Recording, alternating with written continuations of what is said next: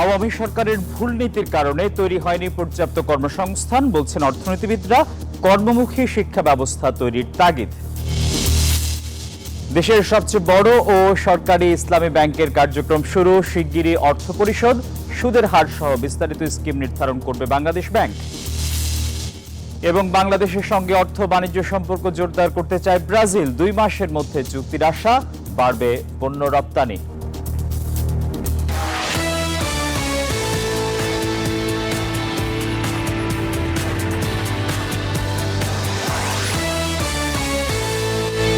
আমন্ত্রণ। ব্যবসা বাণিজ্য আর অর্থনীতির সবশেষ খবর নিয়ে নিউজ 24 এর নিয়মিত আয়োজন পূবালী ব্যাংক পিএলসি বিজনেস টাইমে।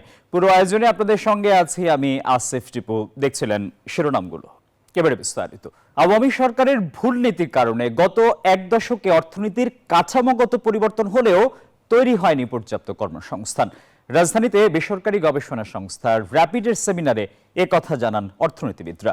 সংস্থাটির গবেষণা বলছে, গত 8 বছরে দেশে শিক্ষিত বেকারের সংখ্যা দ্বিগুণ হয়েছে। অর্থনীতিবিদরা বলেন, কর্মমুখী শিক্ষা ব্যবস্থা তৈরি করতে না পারলে এই সংকট মোকাবেলা করা আরও কঠিন হবে। দেশে গত 8 বছরে শিক্ষিত বেকারের সংখ্যা বেড়ে হয়েছে প্রায় দ্বিগুণ। 2017 সালের শ্রমশক্তি জরিপ অনুসারে ওই বছর স্নাতক ডিগ্রিধারী বেকার ছিল প্রায় 4 লাখের মতো। তবে 2024 সালের জরিপ অনুযায়ী বর্তমানে এই সংখ্যা বেড়ে দাঁড়িয়েছে প্রায় 8,85,000-এ। এমন পরিস্থিতিতে তরুণ এবং শিক্ষিত বেকার দেশের অর্থনীতির বড় সমস্যা হয়ে দাঁড়িয়েছে। এমন বাস্তবতায় বেকারত্ব কর্মসংস্থান পরিস্থিতি তুলে ধরে বেসরকারি গবেষণা সংস্থা র্যাপিড বলছে, বিগত সরকারের ভুল নীতির কারণে কর্মসংস্থান তৈরি হয়নি গত 1 যুগেও। এক্ষেত্রে করণীয় প্রকাশ করে র্যাপিড। বাংলাদেশে আমরা অলরেডি ট্রেড অ্যান্ড ইন্ডাস্ট্রিয়াল পলিসির ক্ষেত্রে খুবই প্রোটেকশনিস্ট, আমরা অনেক বেশি আমরা রক্ষণশীল। এরকম পলিসি নিয়ে তো আমরা গত 30 বছরে তেমন কোনো এমপ্লয়মেন্টের গ্রোথ তৈরি করতে পারি না।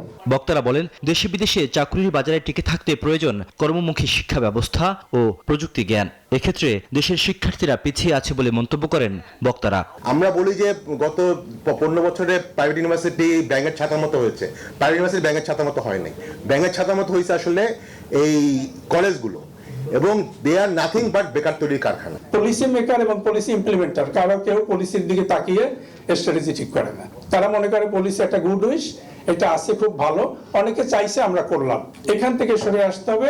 কর্মসংস্থান তৈরির পথে বেশ কিছু চ্যালেঞ্জের কথা তুলে ধরেন অর্থনীতিবিদরাও। বলেন, সুশাসনের অভাবে এখনো পিছিয়ে আছে কর্মজীবী নারীরা। 2016 to 2022 basically a new type of corrupt governance became institutionalized, যার ফলশ্রুতিতে employment elasticity and poverty elasticity of growth went up on the other side. যারা এন্টারপ্রেনিউর, ফিমেল এন্টারপ্রেনিউর তো বটেই, মেল এন্টারপ্রেনিউররা তারা বেশ কয়েকটা বিষয় বলছেন যে তারা নিজেরাই কাজ করছে, তাদের কিন্তু কোনো একটা ইনস্টিটিউশনাল সাপোর্ট নাই। দায় স্বীকার করে শ্রম কর্মসংস্থান সচিব ডক্টর মোহাম্মদ সানোয়ার জাহান ভূঁইয়া বলেন, সময় উপযোগী অনেক নীতি বাস্তবায়ন করতে পারেনি সরকার।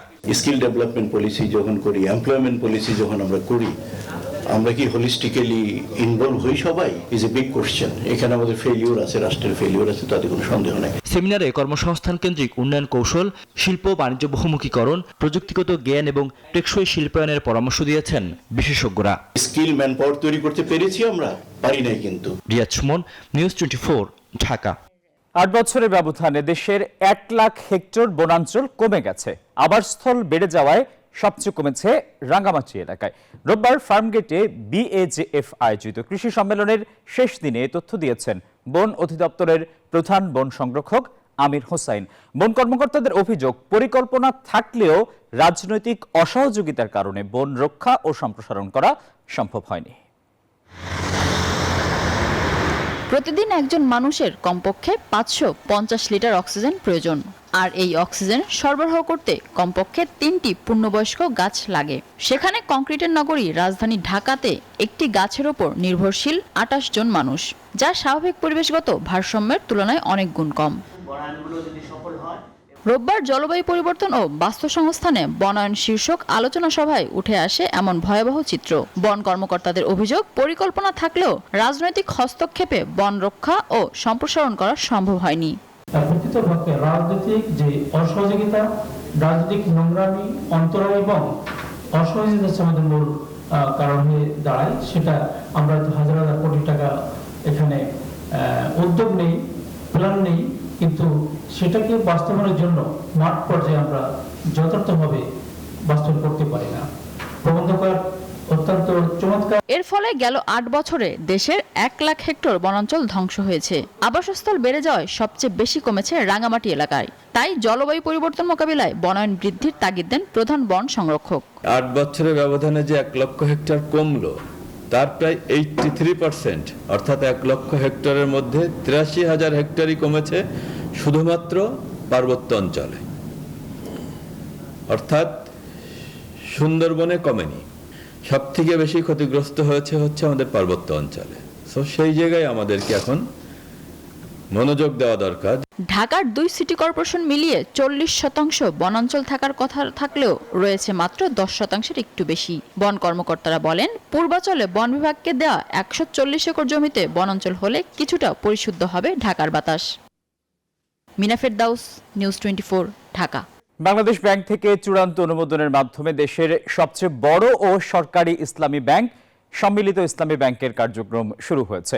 রোববার সম্মিলিত ইসলামী ব্যাংককে চূড়ান্ত অনুমোদন দিয়েছে বাংলাদেশ ব্যাংক বোর্ড সভা। এর মাধ্যমে নতুন ব্যাংকের কার্যক্রম শুরু করতে আর কোনো বাধা থাকলো না অর্থ মন্ত্রণালয়ের। এর আগে অর্থ মন্ত্রণালয়ের আবেদনের প্রেক্ষিতে গত ৯ নভেম্বর প্রাথমিক অনুমোদন দেওয়া হয় সম্মিলিত ইসলামী ব্যাংকের, যেখানে RGSC থেকে কোম্পানির নাম, ছাড়পত্র, ব্যাংকের চলতি হিসাব খোলা সহ ব্যাংক কোম্পানি আইনের বিধিবিধান পূরণের দায়িত্ব পড়ে সরকারের উপর। রোববার বাংলাদেশ ব্যাংক থেকে চূড়ান্ত অনুমোদনের মাধ্যমে ব্যাংকটির কার্যক্রম শুরু হয়েছে। শিগগিরই আমানতকারীদের অর্থ পরিশোধ, সুদের হার, বেতন স্কেল সহ বিস্তারিত স্কিম নির্ধারণ করার ঘোষণা দিয়েছে বাংলাদেশ ব্যাংক। বিশ্ব অর্থনীতির টালমাটাল পরিস্থিতিতে বাংলাদেশের সঙ্গে দ্বিপাক্ষিক বাণিজ্য ও অর্থনৈতিক সম্পর্ক জোরদার করতে চায় দক্ষিণ আমেরিকার বৃহত্তম অর্থনীতির দেশ ব্রাজিল। শুল্ক কমানো, এলসি জটিলতা দূর করে বিনিয়োগ বাড়াতে বাণিজ্য চুক্তি হতে যাচ্ছে আগামী ২ মাসের মধ্যে। দেশটিতে নিযুক্ত বাংলাদেশ রাষ্ট্রদূত তৌহিদুল ইসলাম জানিয়েছেন, চুক্তি হলে বাংলাদেশ থেকে পোশাক, ফার্মাসিউটিক্যালস সহ বাড়বে পণ্য রপ্তানি, নির্ভরতা কমবে মধ্যপ্রাচ্যের উপর। ব্রাজিল থেকে ফিরে জানাচ্ছেন শাহনাজ ইয়াসমিন। দক্ষিণ আমেরিকার অর্থনৈতিক বিশাল সম্ভাবনার দেশ ব্রাজিল, তবে এখনও দেশটির সাথে বাংলাদেশের কোনো আনুষ্ঠানিক বাণিজ্য চুক্তি নেই। 2024 সালে বাংলাদেশ ব্রাজিল থেকে $2 বিলিয়ন বেশি পণ্য আমদানি করলেও রপ্তানি করেছে মাত্র $178 মিলিয়ন পণ্য। এবার এই ঘাটতি দূর করতে উভয় দেশ বাণিজ্য চুক্তি করতে একমত হয়েছে। দুই দেশের এত বাণিজ্যের বিশাল সম্ভাবনা থাকার পরও বর্তমানে খুবই অল্প পরিমাণে বাংলাদেশ তৈরি পোশাক রপ্তানি করে এবং ব্রাজিল থেকে তুলা আমদানি করে। তাই বাংলাদেশ ব্রাজিলের মধ্যে অর্থনৈতিক এই সম্পর্ক আরও জোরদার করতে তাগিদ দেন ব্রাজিলে বাংলাদেশের ব্যবসায়ীরা। বাংলাদেশ থেকে বিশেষ করে যদি এখানে কাপড়ের পণ্যটা যদি আনা যায়, কাপড় যদি গার্মেন্টস ইন্ডাস্ট্রির প্রোডাক্ট যদি আনা যায় ব্রাজিলে, খুব ভালো মার্কেট পাবে। আমরা বাংলাদেশিরা আমরা চেষ্টা করি যত সাধ্য আমার দেশটাকে উপরের দিকে উঠুক, ডেভেলপ হোক। দীর্ঘ প্রতীক্ষার পর হলেও বাংলাদেশ ও ব্রাজিলের মধ্যে অর্থনৈতিক সম্পর্ক জোরদার হচ্ছে, যার অংশ হিসেবে ব্রাজিল দ্বিপাক্ষিক বাণিজ্য চুক্তি করতে আগ্রহী, এমনটা জানিয়েছেন দেশটিতে নিযুক্ত বাংলাদেশের রাষ্ট্রদূত doctor Touhidul Islam. Latin America is an untapped potential. এই পটেনশিয়ালটা আমাদের ট্যাপ করতে হবে। এই শতাব্দীর পরবর্তী সন্কুল আমাদের ট্রেড বলি, এমপ্লয়মেন্ট বলি, সবকিছু Latin America and Africa based হবে। We shouldn't actually be glued to the traditional markets of Middle East, Europe and Asia. বর্তমানে দুই দেশের মধ্যে বার্ষিক বাণিজ্যের পরিমাণ $4 বিলিয়ন। রাষ্ট্রদূত তৌহিদুল ইসলাম বলেন, সম্ভাব্য বাণিজ্য চুক্তির ধারণাপত্র তৈরি হয়েছে, চুক্তি হলে বাড়বে বাণিজ্যের পরিমাণ।